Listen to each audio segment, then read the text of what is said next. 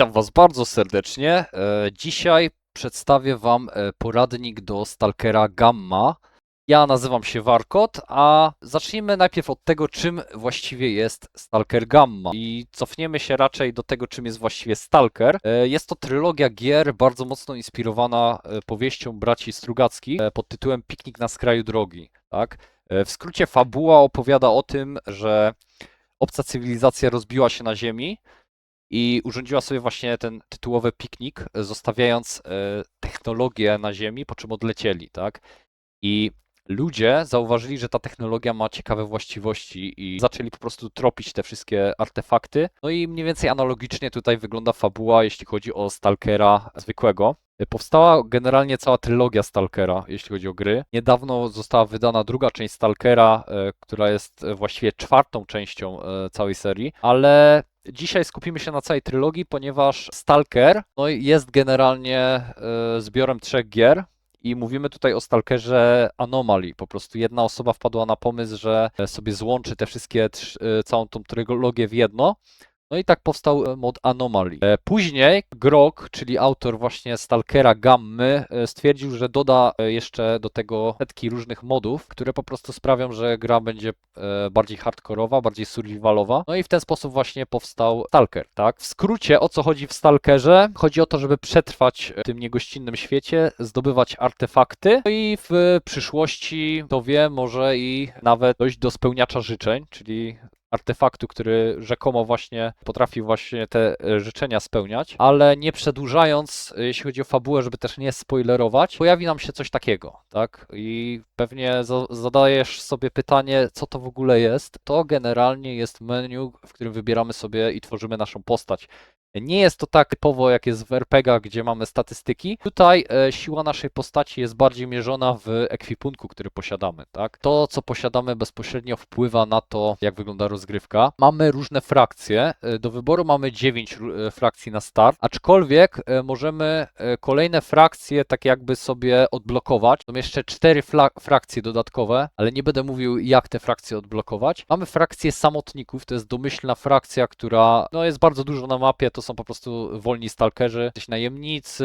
Ogólnie oni specjalizują się tym, że pomagają innym frakcjom, tak? Są taką po prostu frakcją ogólną. Kolejna frakcja to są bandyci. Bandyci to są po prostu mniej, tak powiem, moralni stalkerzy. Generalnie organizują się, żeby napadać i grabić po prostu ludzi przemierzających zonę. Mamy czyste niebo.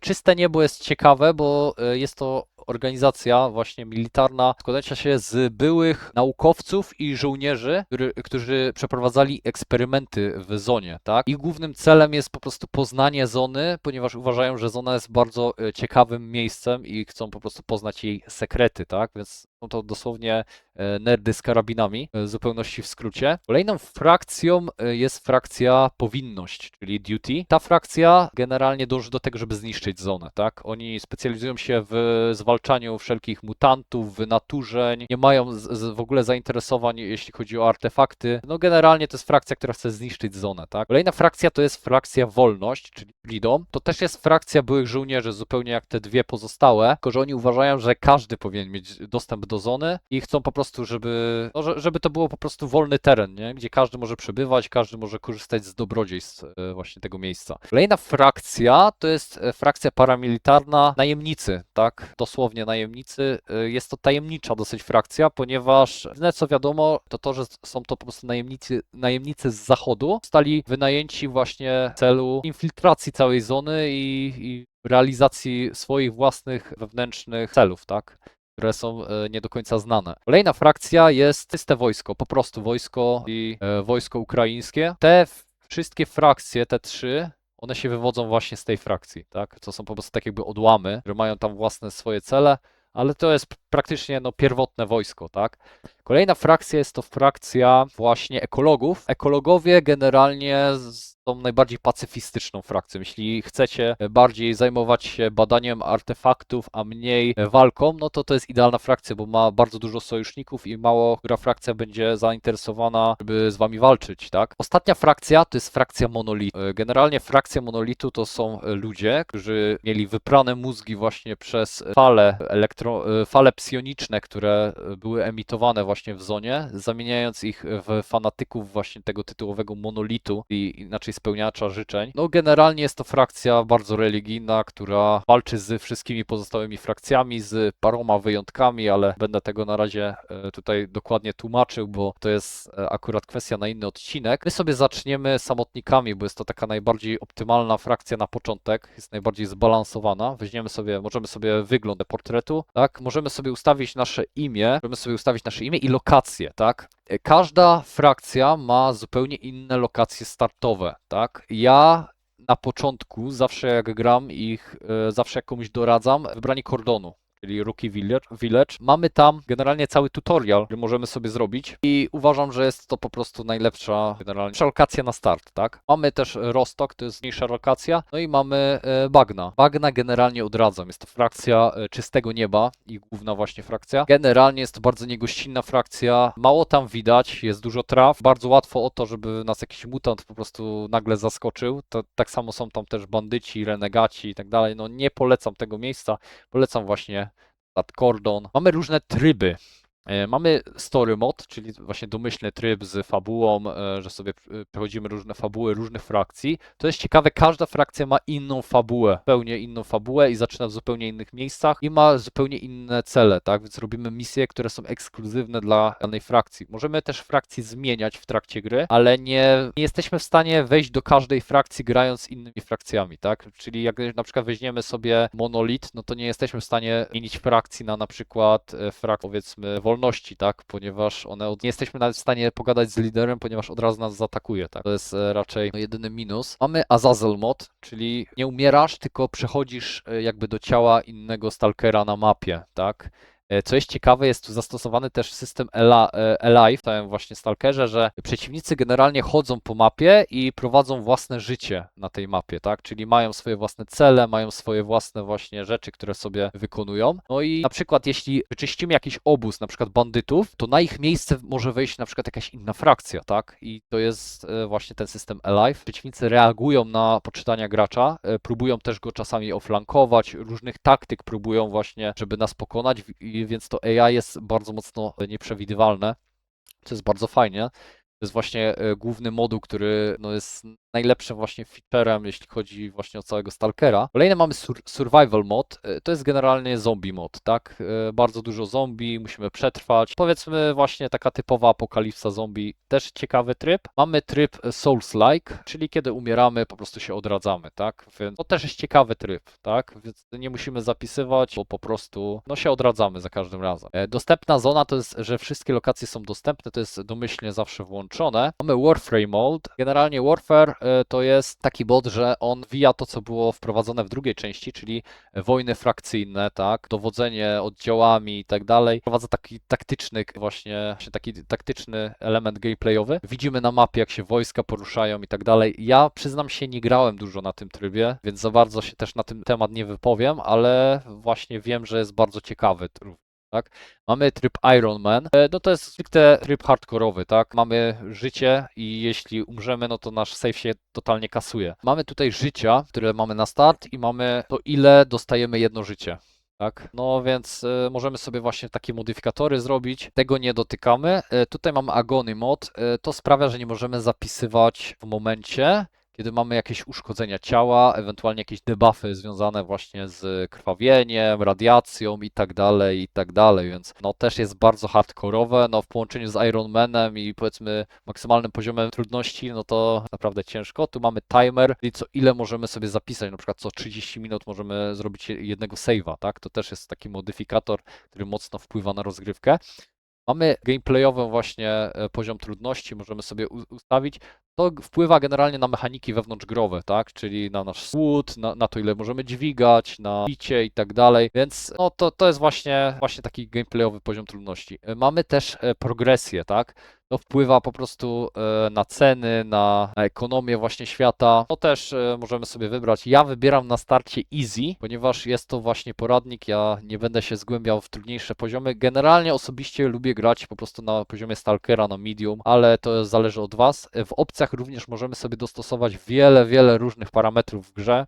Więc jeśli na przykład nie odpowiada Wam coś, to jesteście w stanie wszystko w opcjach zmienić, więc nie musicie się o to martwić. Kolejna sprawa, mamy liczbę tutaj widzicie punktów. W zależności od poziomu tutaj trudności, jakie wybierzemy, dostajemy na start punkty. I za te punkty kupujemy sobie na start wyposażenie. Nie ma to wpływu na późniejszą rozgrywkę. To tylko wpływa, pamiętajcie o tym, że wpływa tylko na start gry, więc nie ma, możecie wybrać praktycznie cokolwiek, możecie niczego nie wybierać i możecie po prostu tak pójść, jak macie tutaj. Ja na start zawsze lubię sobie wziąć jakiś karabinek.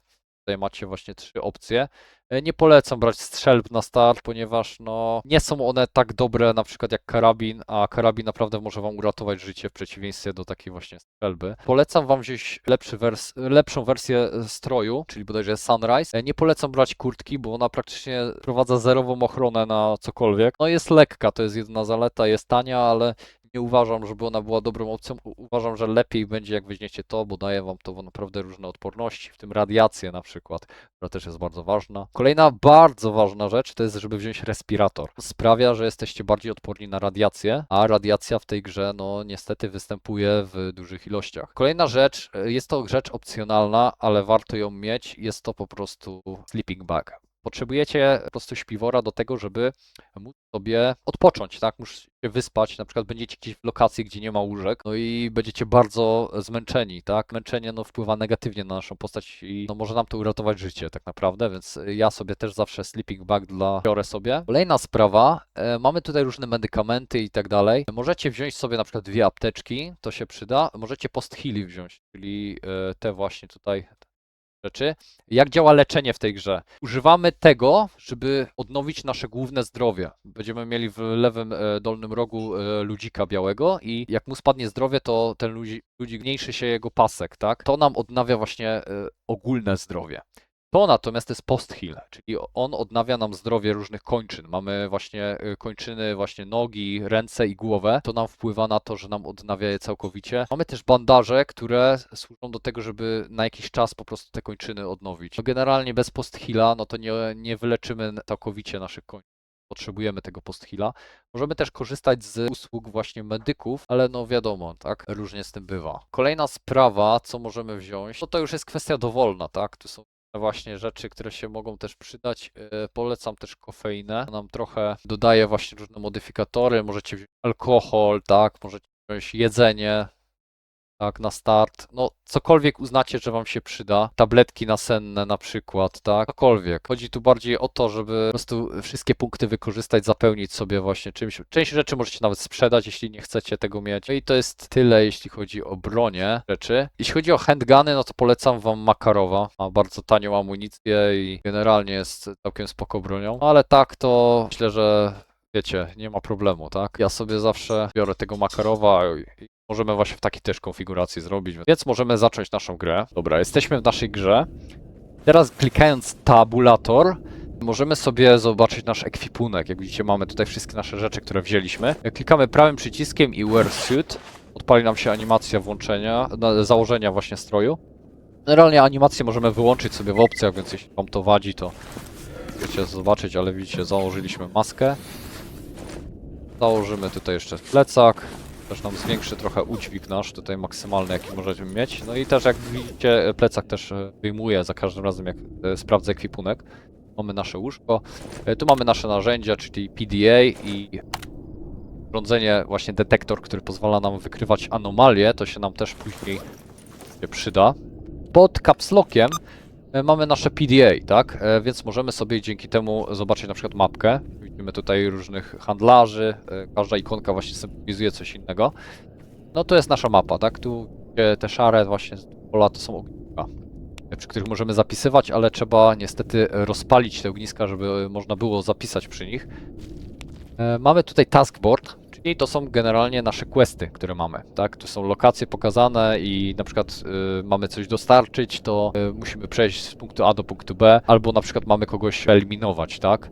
Generalnie co jest fajne w tych questach jest to, że jak jeśli weźmiecie na przykład, żeby likwidować jakiegoś stalkera, to wy nawet nie musicie go zabić, tak? Może się okazać, że po paru dniach nagle ten stalker umrze, ponieważ się okaże, że ktoś inny go zabił i tak dostaniecie nagrodę za to, tak? To jest też bardzo fajne. I ci ludzie, oni chodzą po całej mapie, tak? Ci ludzie mogą być... Teraz mogą na przykład być tutaj gdzieś, ale za parę dni już mogą być na przykład tutaj, tak? Więc warto też śledzić mapę.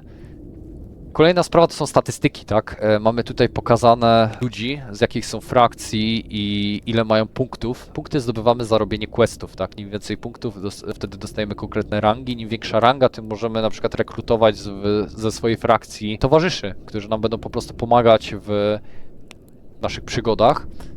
No jest reputacja, tak? Reputacja, ona pokazuje po prostu, czy jesteśmy moralni, tak? Czy nie zabijamy kogoś bez powodu. Jeśli ktoś jest pokazany, że jest na przykład awful, no to znaczy, że nie jest zbyt, jakby to powiedzieć, przyjazny, tak? Do nikogo. Jest raczej postacią oportunistyczną, tak? Jeśli ma bardzo dobrą właśnie reputację, no to znaczy, że raczej nie zrobi nam krzywdy, tak? Raczej tego. Tu mamy relacje. Możemy zobaczyć punkty wartości. Za robienie questu te relacje nam się zwiększają, tak? Więc możemy po prostu mieć lepsze wyposażenie w sklepach danych frakcji, tak? Łatwiej nam jest po prostu, dostajemy większe nagrody za questy i tak dalej. Tu mamy kontakty, tak? Czyli ludzie w okolicy, z którymi mamy kontakt, którymi możemy chodzić w interakcji, mieć questy i tak dalej. Jest poradnik, tak? Jeśli potrzebujecie się dowiedzieć czegoś z gry, no to tu macie wszystko dokładnie wytłumaczone. Też bardzo polecam zobaczyć takie rzeczy jak sterowanie, takie rzeczy właśnie jak itemizacja, naprawianie rzeczy i tak dalej, wszystko tu znajdziecie. Macie też radio, możecie sobie włączyć po prostu i posłuchać muzyki. Mamy tutaj właśnie wiadomości, które się wyświetlają na naszym świecie, tak? Jakieś, generalnie stalkerzy mogą wysyłać na przykład ostrzeżenia, uważajcie w danej lokacji na daną frakcję, tak? Więc to też jest całkiem przydatne, warto to też sprawdzać. Pod F możemy podnosić przedmioty, tak? To jakie będą przedmioty, to jest totalnie losowe, tak? One mogą być w różnych miejscach, mogą być wszędzie, więc warto też przeczesywać zakamarki w celu znalezienia różnych rzeczy. Generalnie w grze musimy dbać o jedzenie, musimy dbać o wodę i musimy dbać o sen. Mamy wodę, możemy właśnie się też jej napić w taki sposób i niwelujemy wtedy nasze pragnienie. Możemy zjeść chleb, wtedy niwelujemy głód. Jeśli mamy radiację i zobaczymy tutaj w dolnym lewym rogu ikonkę szarą radiacji, to znaczy, że powinniśmy się napić, ewentualnie zapalić papierosa, bo to niweluje nam właśnie ogólną radiację. Generalnie to tyle, jeśli chodzi o takie naprawdę podstawy. No generalnie przy ogniskach możemy zapisywać, od razu sobie wyjdziemy, żeby zapisać. No więc mamy zapisaną grę. Możemy zapisywać tylko przy ogniskach, które są zapalone. Jak nie są zapalone, to potrzebujemy je rozpalić i żeby je rozpalić, potrzebujemy zapałek, tak, do tego celu. Akurat nie mamy zapałek, ale no, musimy kupić po prostu jakieś zapałki. Na X możemy biegać. Jest to też fajna sprawa. Dzięki temu bardzo szybko poruszać. Tutaj mamy naszego pierwszego handlarza i również naszego pierwszego zleceniodawcę. Jeśli oczywiście zaczniemy najpierw w Cordonie. No i tu mamy naszego jegomościa. Możemy kupować różne rzeczy od niego, czyli właśnie jakieś medykamenty, jedzenie, bo też musimy dbać o jedzenie, o picie i o sen. Tak, więc jest to bardzo ważne. No i o to, żeby nie mieć też radiacji na sobie, bo to też nas może niestety zabić. No, więc możemy go też zapytać o spełniacz życzeń, czyli zacząć tak jakby naszą fabułę. Możemy zapytać się o właśnie zlecenia, właśnie poziomu dialogu. No i możemy też, to co jest fajne, wymienić zbroje na inne zbroje frakcyjne, tak? Czyli na przykład zdobędziemy jako samotnicy zbroję, powiedzmy, najemników i będziemy chcieli podobną zbroję sobie właśnie założyć, ale żeby ona była właśnie od frakcji naszej, czyli naszych samotników, no to możemy to zrobić, wymieniając u niego zbroję, tak? Dostaniemy mniej więcej podobny pancerz z podobną ilością kondycji. No, czyli całkiem fajna sprawa. Kolejna rzecz, która tu też jest, mamy tutaj fanatyka. On generalnie jest naszym przewodnikiem, tak? On nam pomoże w robieniu questa. Co jest ciekawe, jeśli przyjmiemy od niego questa żeby załatwić po prostu dziki, on nam pomoże właśnie w załatwieniu tych dzików. Musimy mu po prostu z nim tam przejść. Ale możemy go wykorzystać również jako towarzysza, bo jeśli nie dokończymy tego questa, on będzie za nami na zawsze po prostu chodził jako towarzysz. Więc jest to też fajna sprawa dla początkujących graczy, jeśli na przykład chcecie mieć na starcie już towarzysza, tak? Później możecie zdobyć towarzysza, ale musicie być bardzo wysoko w rankingu i mieć odpowiednią rangę, żeby po prostu stalkerzy zgodzili się za wami chodzić i wam pomagać. Czyli możemy wziąć od niego właśnie to i dostaliśmy amunicję.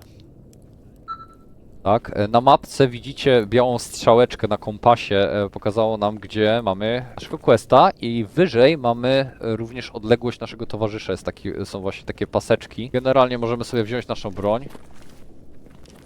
Nie jest łatwo zrobić tę misję, nawet jeśli jest to początkowa misja, bo nawet podstawowi przeciwnicy mogą nas zabić. Tak, więc mamy zapisane. I możemy przejść teraz do kończenia naszej misji. No generalnie zapisywać powinniśmy jak najczęściej, Не балуй, оружие спрячь. ponieważ no, możemy stracić bardzo dużo naszego progresu. Jeśli klikniecie sobie Caps Locka, możemy zobaczyć właśnie na mapie, gdzie jest nasz quest. Dokładnie tutaj jest pokazany. W ten sposób właśnie nam się będą wyświetlać questy, gdzie na mapie mamy pójść. Na żółto są oznaczone główne questy, takie większe. Nie takie generyczne, jakie często mamy, tylko właśnie takie stricte fabularne. Więc zbliżamy się tam. Widać już tutaj anomalię. Musimy być bardzo ostrożni. Так, собрались. No, możemy tutaj wydawać polecenia pod C. O, jak te nas promieniowanie dopada. Można po dźwięku właśnie poznać. Różnie tutaj widzimy, się zagrował. On generalnie może zginąć, więc musicie bardzo uważać, żeby wam nie zginął. Родина!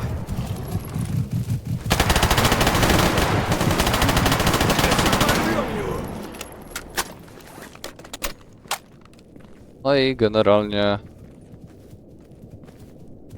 to ostatnie. Udało nam się je pokonać. Na F możemy zlutować ich ciała, pozyskując różne materiały, które potem możemy sprzedać, ewentualnie użyć do craftingu. Przyda się to do tworzenia artefaktów, to bardzo fajna rzecz. Generalnie warto je magazynować, ale jeśli potrzebujecie na przykład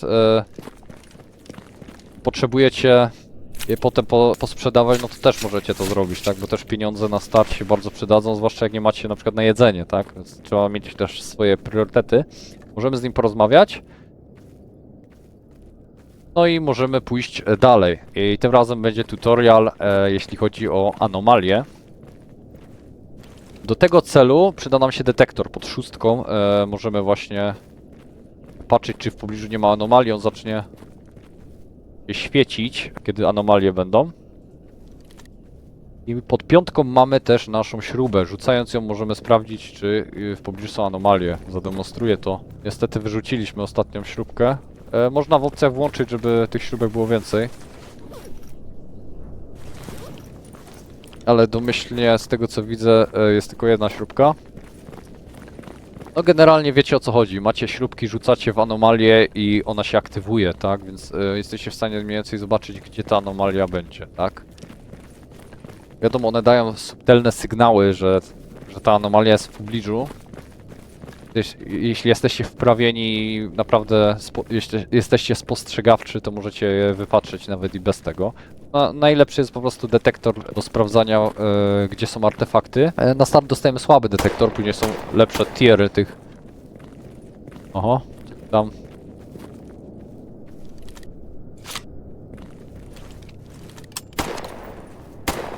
Tam się... Смена магазина! Oho, zombie. Mamy tutaj zombie. Uważać. Jak widzicie, zombie generalnie mogą powstawać, ale tu widzę, że... No i dostaliśmy jakąś pukawkę, amunicję, więc warto to zbierać. Generalnie każda broń ma swoje własne, widzicie, ma swoje własne części. Są rozpisane na zielono te części i poziom ich uszkodzenia. Musimy osobno każdą część wymieniać tutaj. Jak widzicie, tutaj są 4 części, 3 są mocno uszkodzone i jedna jest tak średnio uszkodzona. No możemy wziąć, sobie użyć field stripu i sobie wyciągnąć te rzeczy. które chcemy, tak? I sobie je wymienić. Na przykład znajdziemy jakąś broń, która będzie miała dobre części i możemy sobie ją w ten sposób naprawić. Jest to właśnie fajna rzecz. Podobnie działa pancerz. Też widzicie, na samym dole mamy części, którymi możemy to naprawiać, więc jest to trochę system skomplikowany, ale uważam, że jest mimo wszystko całkiem ciekawy. Tak? Wracając tutaj do naszego tropienia anomalii.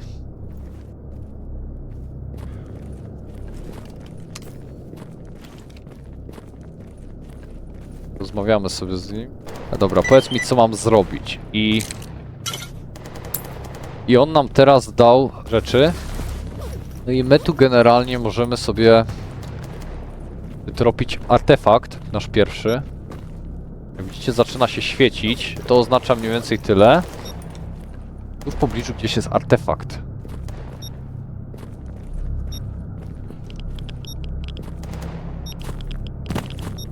Tutaj to.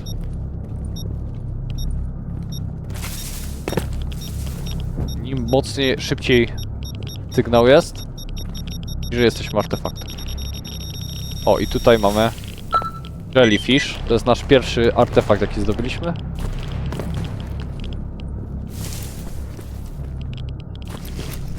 Możemy się też wspinać na różne obiekty.